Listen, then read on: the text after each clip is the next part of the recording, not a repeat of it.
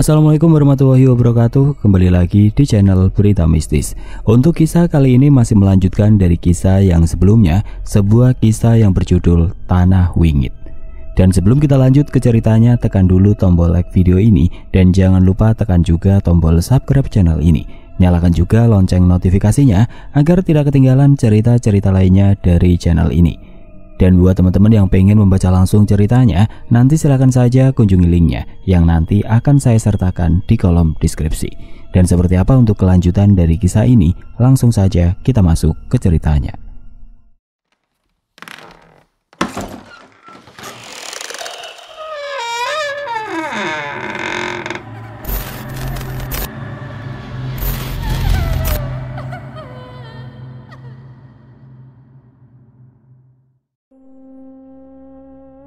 Kamu, kok di sini?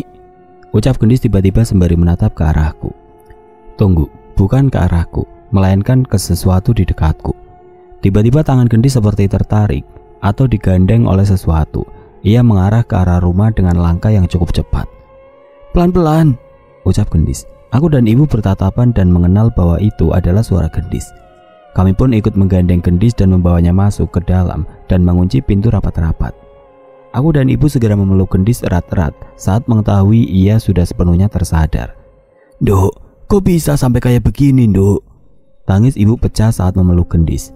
Wajah Gendis masih terlihat bingung dan aku kembali mengambil ukiran kayu berbentuk ular dari tangan Gendis.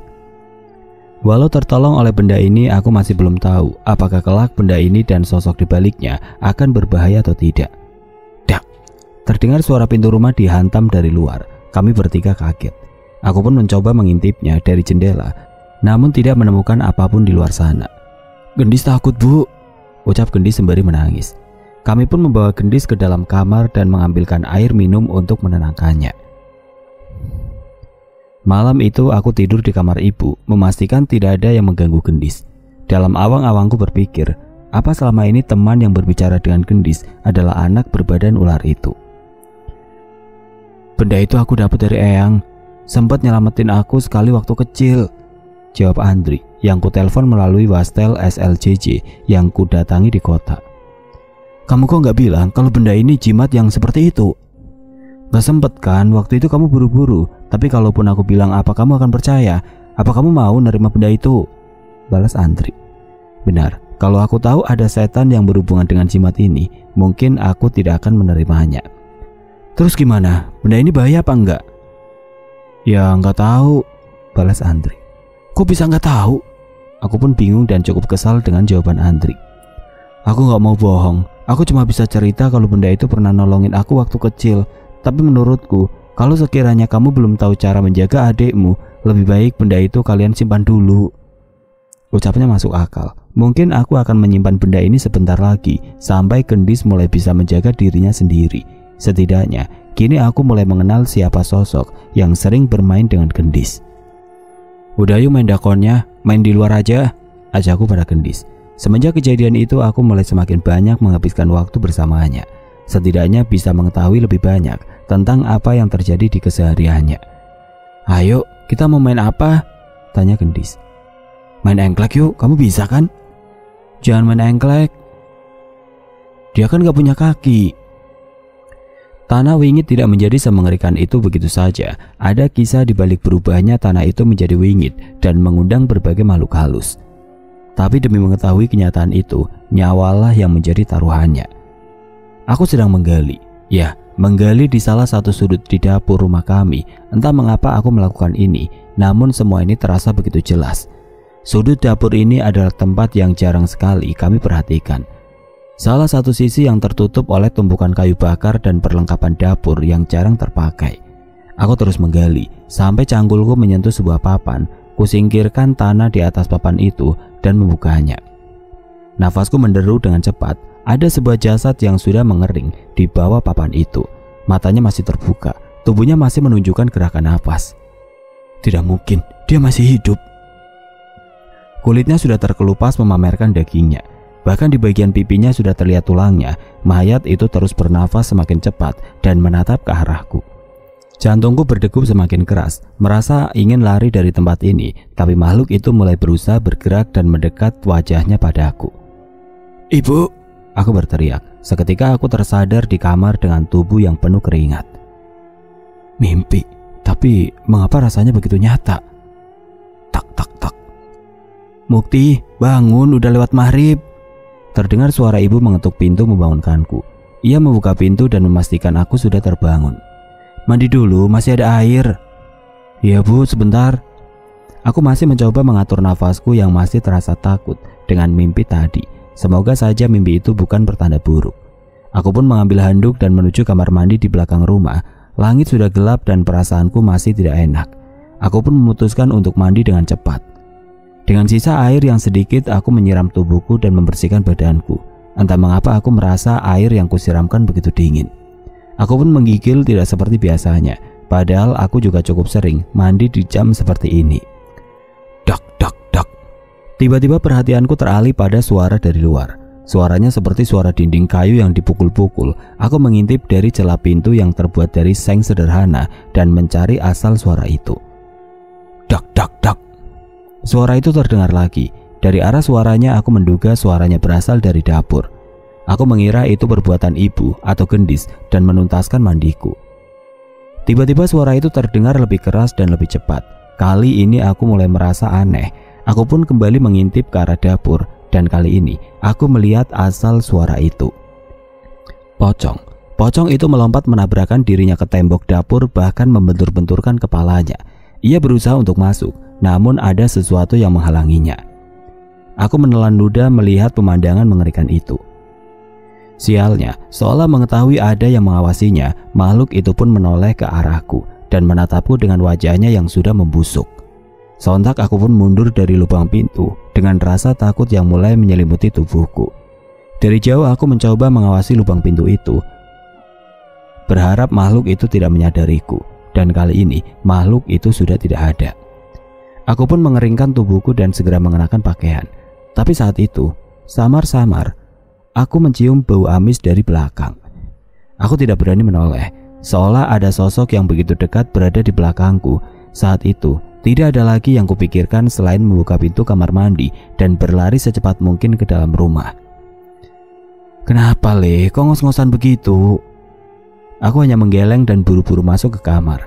Aku ingin bercerita, tapi ada gendis di sana. Aku tidak ingin membuatnya takut. Setelah tenang, aku baru mulai tersadar. Sisi tembok yang didatangi pocong itu di sebaliknya adalah sudut yang ada di mimpiku, di mana di mimpiku aku menemukan jasad mengerikan itu di sana. Dan benar, mimpi itu muncul berkali-kali di dalam tidurku. Suatu siang aku menghampiri ibu di dapur. Ia tengah sibuk menyalakan kompor untuk memasak. Aku yang penasaran mencoba mencari-cari sesuatu di sudut yang ada di mimpiku itu. "Nyari apa, Le?" tanya ibu. "Enggak bu, itu..." Aku bingung menjawabnya, tapi aku tetap terus mencari di tempat yang jarang kami utak-atik itu. Tidak butuh waktu lama aku menemukan lembaran pohon pisang yang di atasnya terdapat kembang sesajen, beberapa rempah bekas dibakar, dan segenggam pasir. Dari kondisinya benda ini sepertinya masih belum terlalu lama. "Ibu memasang sesajen di sini?" Mendengar ucapanku, ibu yang sedang sibuk segera meletakkan kayu bakarnya dan menoleh ke arahku. "Sesajen? Ibu nggak pernah memasang sesajen, Le." "Coba lihat ibu." Ibu pun menghampiriku. Ia juga terlihat kaget saat melihat ada sesajen di sana. Terlebih wujudnya tidak seperti sesajen yang digunakan untuk ziarah atau untuk ruatan. "Bukan ibu, Le. Masa ada orang yang masuk ke rumah kita?" Setelah memastikan tidak ada yang tahu tentang benda itu, aku pun mulai menceritakan mimpi-mimpiku pada ibu. Menurutnya, mungkin sebuah kebetulan aku menemukan sesaji itu di tempat yang sama dengan di mimpi. Walau begitu, kami berdua sepakat memperhatikan tempat itu untuk memantau siapa yang memasukkan benda itu di rumah kami. Suatu ketika tidak jauh dari hari kami menemukan sesajen itu, ada kabar tentang warga desa yang kesurupan. Kami tidak sempat melihatnya, tapi saat aku dan ibu menanyakan kejadian itu, warga sempat menatap kami dengan aneh. "Gak apa-apa, sudah ditangani kok sama Pak Sartiman," ucap warga tanpa menceritakan kepada kami lebih jauh. Kami merasa cukup aneh, tapi kami menganggap yang mereka lakukan adalah usaha untuk menutup aib orang yang kesurupan itu. Sampai suatu ketika saat sedang berada di pasar, aku melihat seseorang yang bertingkah cukup aneh. Ada seorang perempuan yang rambutnya berantakan. Ia hanya berdiri di tengah keramaian sembari terus menatap kami dengan muka yang celemotan dengan tanah. Beberapa kali ia menunjuk-nunjuk ke arah kami sembari tersenyum menyeringai dan mulut yang kumat kamit. Awalnya aku tidak ingin menghiraukannya, tapi semakin lama suara orang itu semakin keras dan mengancam. Pergi dari rumah itu. Kalau tidak segera pergi, siap-siap aku bunuh, ucap orang itu. Perempuan itu mengulangnya berkali-kali hingga akhirnya orang-orang tahu bahwa perempuan itu kesurupan. Beberapa pria datang menghampirinya untuk memberi pertolongan dan tukang ojek segera memanggil Pak Sartiman. Perempuan itu meronta-ronta hingga 4 orang pria pun kesulitan membawanya ke pinggir.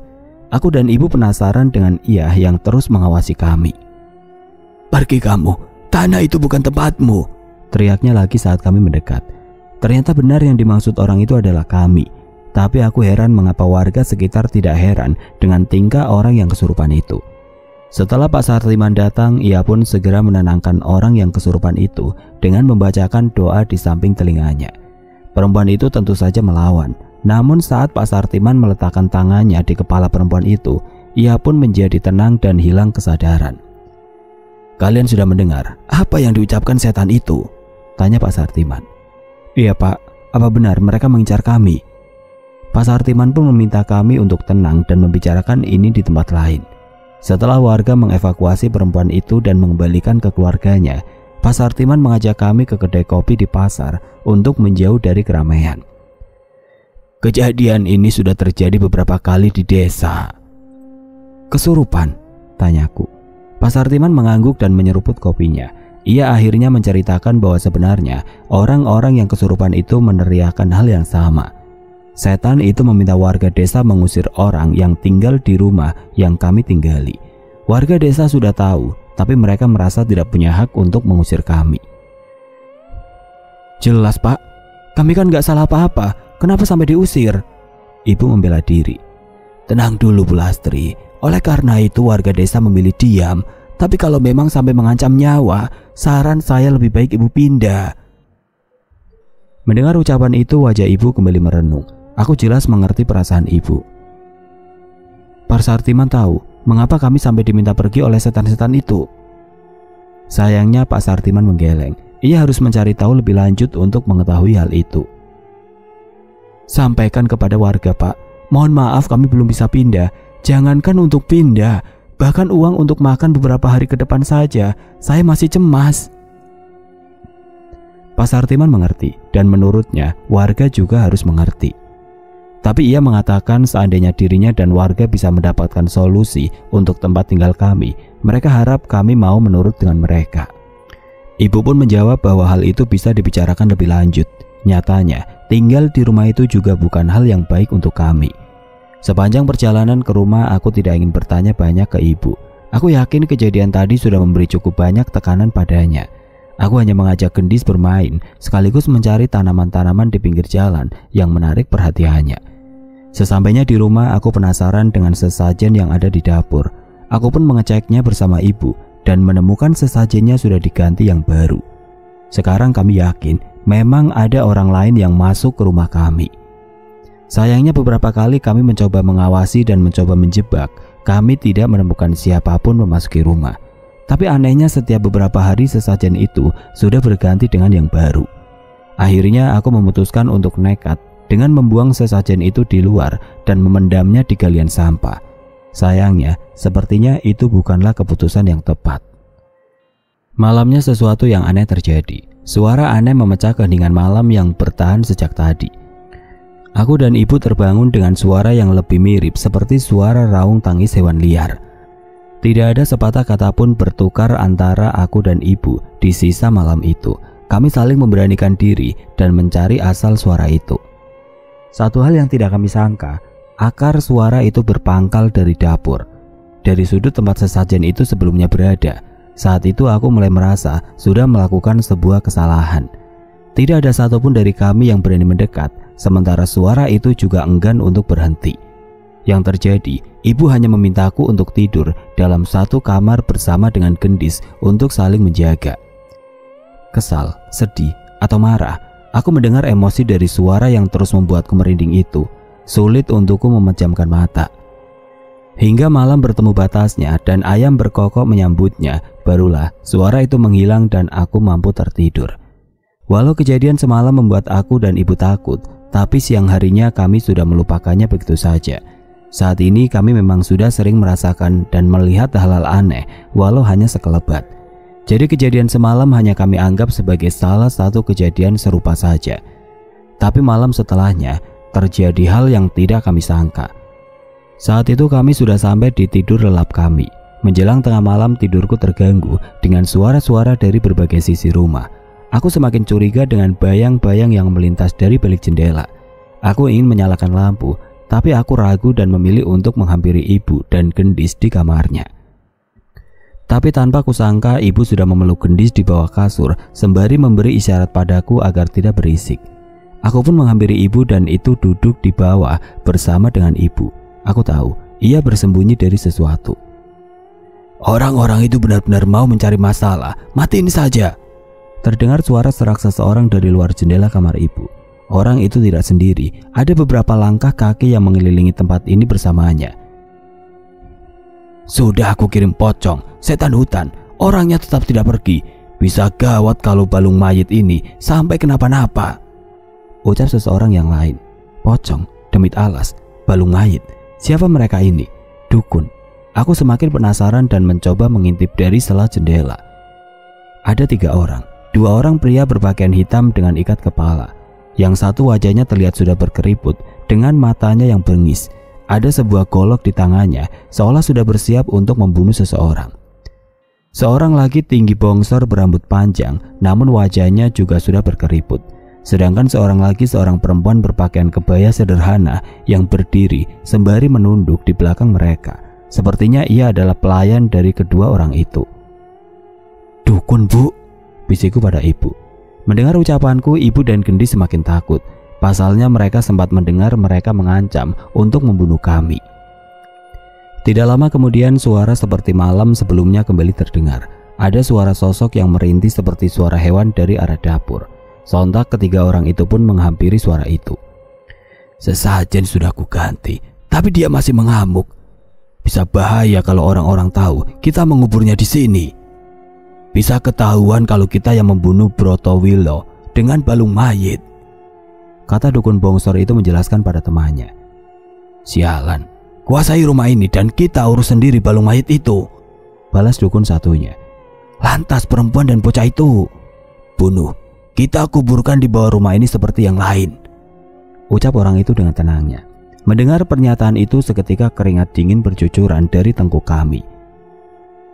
Maaf Den, Aden bicara seperti itu bisa terdengar oleh mereka. Mereka sedang tidur di dalam rumah, ucap yang perempuan di antara mereka.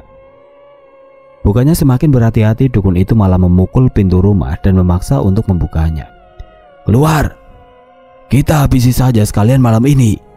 Mendengar ucapannya, sang perempuan dan dukun yang bongsor itu menurut dan membantunya membuka pintu belakang yang menyambung dengan dapur. Suara langkah kaki terdengar ke arah kami bersama suara golok yang dipukul-pukulkan ke tembok. Bu, gimana Bu? Gendis takut. Aku segera menutup mulut Gendis dan menyuruhnya untuk masuk ke kolong kasur untuk bersembunyi. Brak!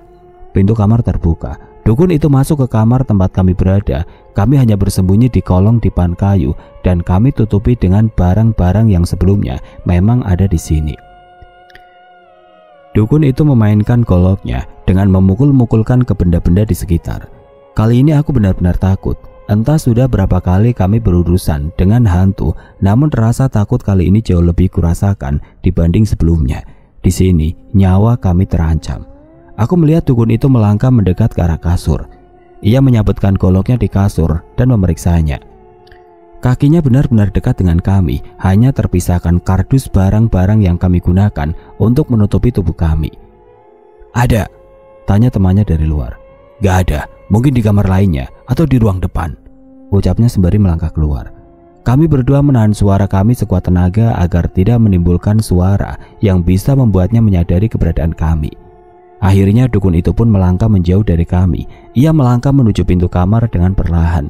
Tapi saat itu hampir saja aku berteriak. Aku melihat kaki dukun itu di bawah kasur. Kaki itu melangkah meninggalkan kamar. Tapi tidak jauh dari langkahnya, aku melihat sosok kain kafan lusuh terikat yang melayang mengikutinya. Dukun itu diikuti sesosok pocong. Aku hanya bisa sekuat tenaga menahan diri hingga ia keluar.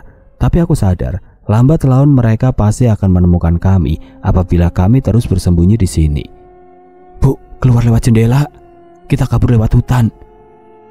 Gendis menggeleng. Ia benar-benar takut. Tapi aku tidak memikirkan kemungkinan lain dan mulai membuka jendela dengan perlahan saat langkah kaki itu menjauh menuju kamar depan.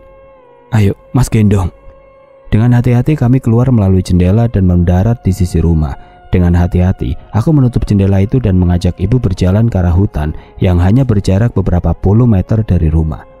Setelah merasa aman, kami memperhatikan rumah dari jauh sembari bersembunyi di balik pohon. Dari jauh orang-orang itu kecewa tidak menemukan kami di dalam rumah. Mereka masih di sana beberapa saat sembari membakar kemenyan dan meniupkan asapnya ke rumah kami. Sepertinya itu adalah ritual yang mereka gunakan untuk mengirim makhluk-makhluk ke rumah kami. Tidak mau menunggu lebih lama, kami pun bergegas menuju rumah Pak Ngadimin untuk meminta pertolongan. Tapi di tengah jalan aku terhenti. Ada pemikiran yang melintas di benakku.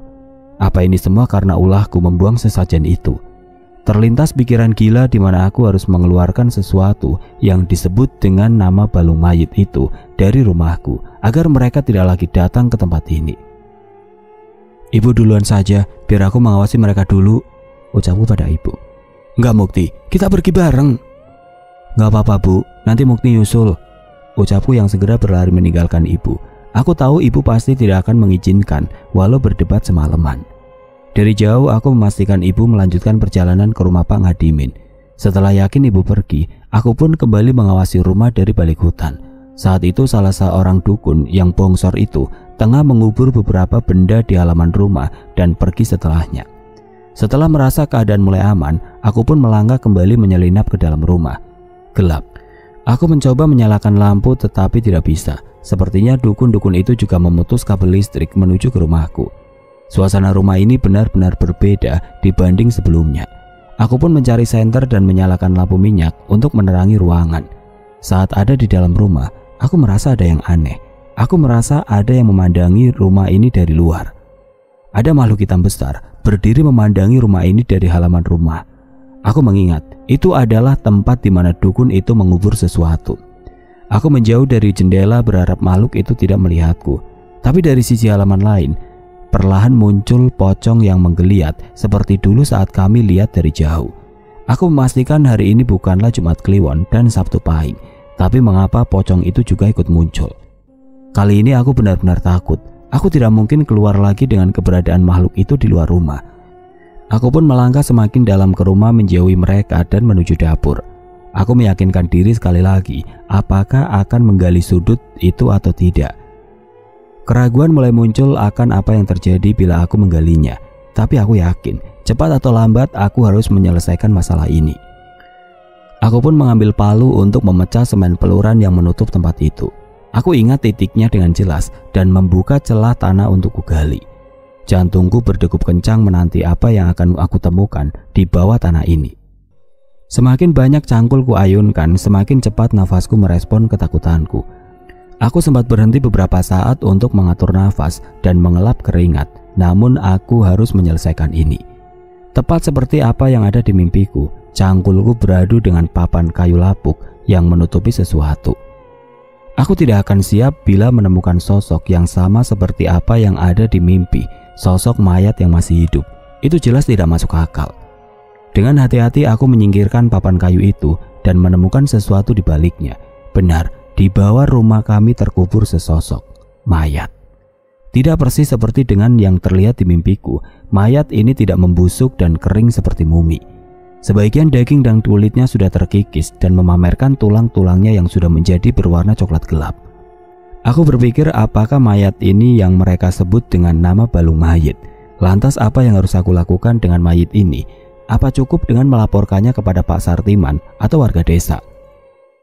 Bakar. Terdengar suara membisik dari bagian ruangan. Aku mencari asal suara itu dan menemukan setan anak kecil yang mendiami kayu ukiran ular itu seperti mencoba memberiku petunjuk. Aku tidak mampu berpikir lagi, sepertinya itu yang harus aku perbuat. Aku pun mengambil minyak tanah dan menyiramnya pada jasad itu.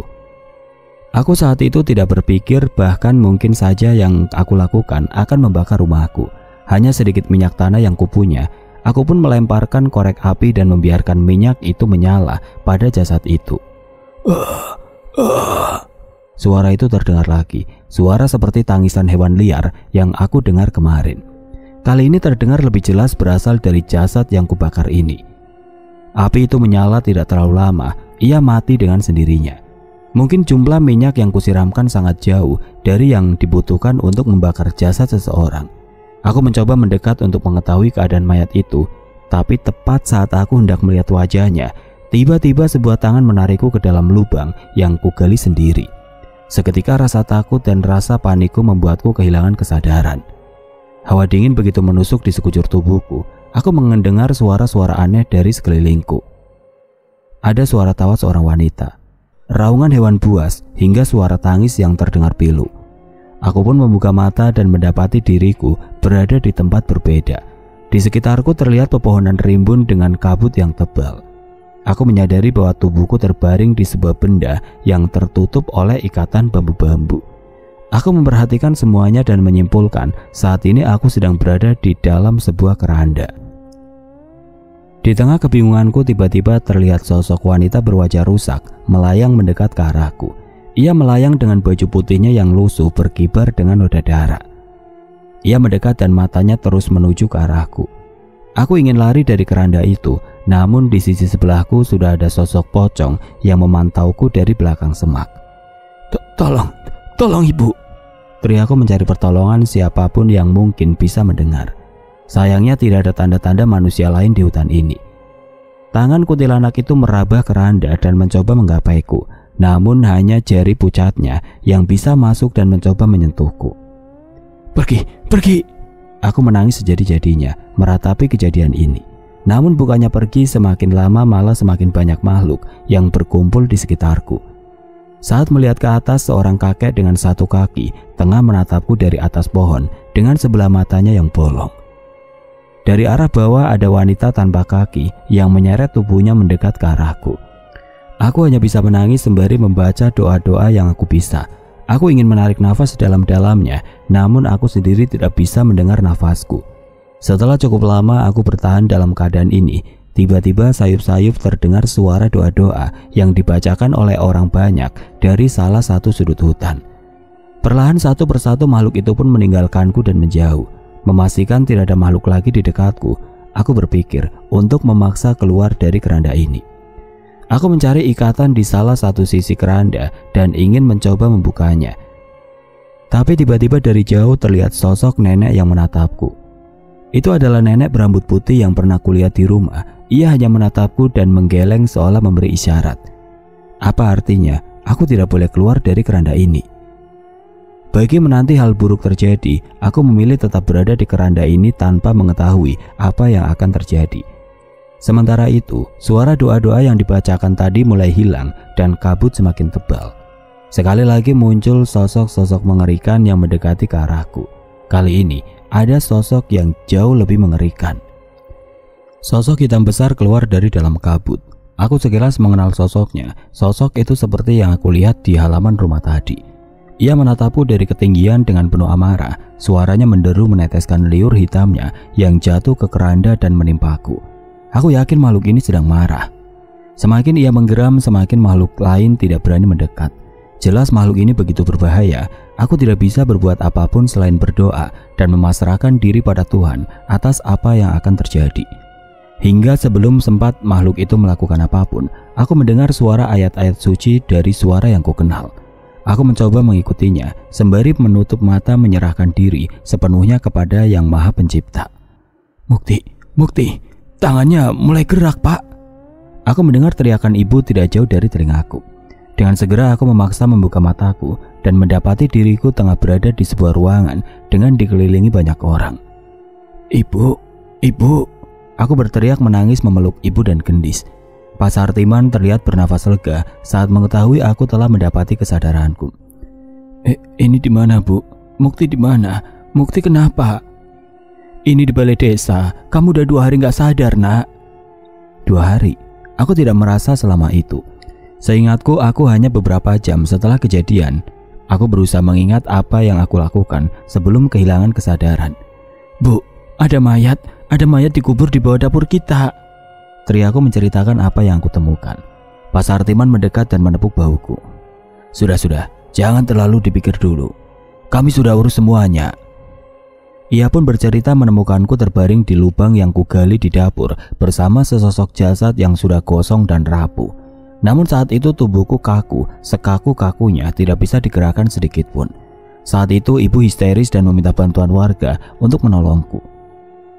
Santet balung mayit, ilmu hitam tingkat tinggi yang akan terus mengincar korbannya sampai semua keturunannya mati. Saat semua keturunan korbannya sudah mati, baru jasad itu bisa membusuk. Jelas Pak Sartiman. Gila, masih ada hal seperti itu di alam ini. Terlebih mereka menyimpan jasad yang mereka gunakan untuk media santet itu di rumah kami. Ada 2 dukun dan seorang wanita, Pak. Mereka pelakunya. Pak Sartiman ternyata sudah mendengar cerita itu dari ibu. Menurutnya, setelah santetnya digagalkan, ilmu itu akan berbalik dan meminta perapalnya sebagai medianya. Ia juga bercerita bahwa jasad itu sudah dibakar sampai habis. Mengenai benda-benda yang ditanam di halaman, rupanya Pak Sartiman juga sudah menemukannya dan membakarnya. Jadi yang membuat warga desa kesurupan itu setan kiriman dukun itu? Benar, itu semua perbuatan mereka. Ibu bertanya apa kami sudah bisa menempati rumah itu lagi dan apa mungkin akan ada yang mengincar kami setelah kejadian ini. Pak Sartiman menjawab bahwa yang dibakarnya balung mayit seharusnya membuat dukun-dukun itu menerima imbasnya. Dari penjelasan Pak Sartiman sepertinya ia sudah memvalidasi hal itu, namun ia tidak ingin memberitahu caranya. Setidaknya ia ingin agar kami bisa tenang.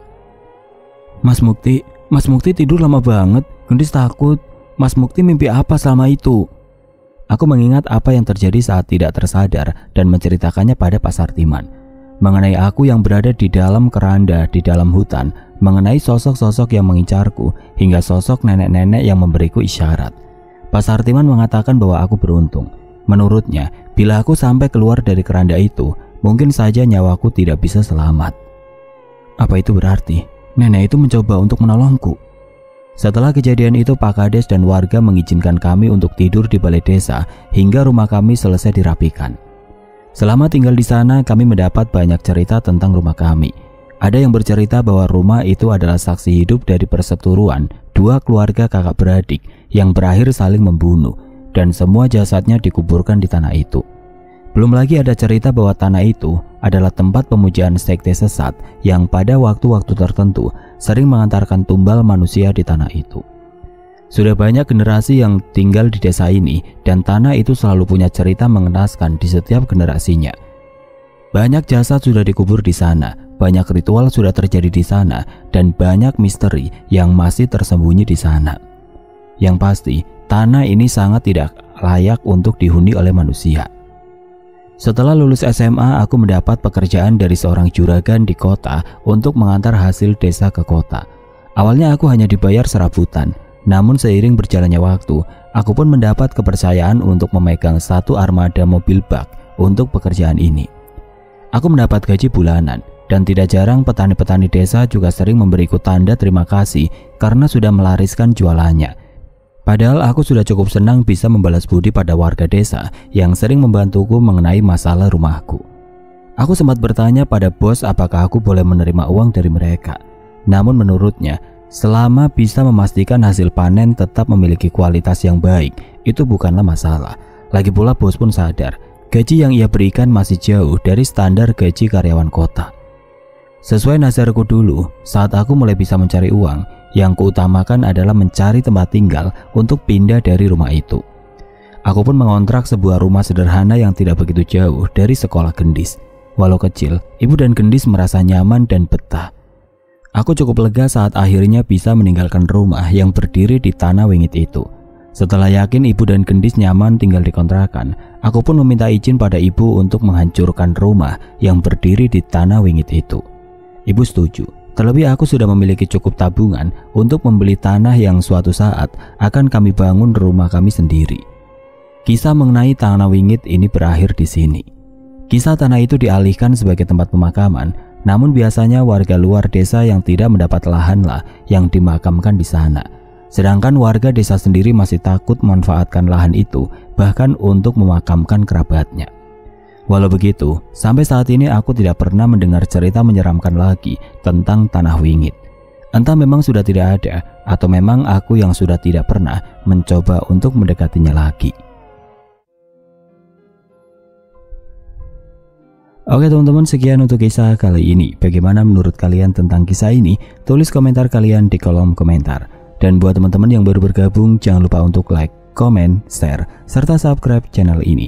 Dan nantikan kisah-kisah horor berikutnya tetap di channel Berita Mistis. Wassalamualaikum warahmatullahi wabarakatuh.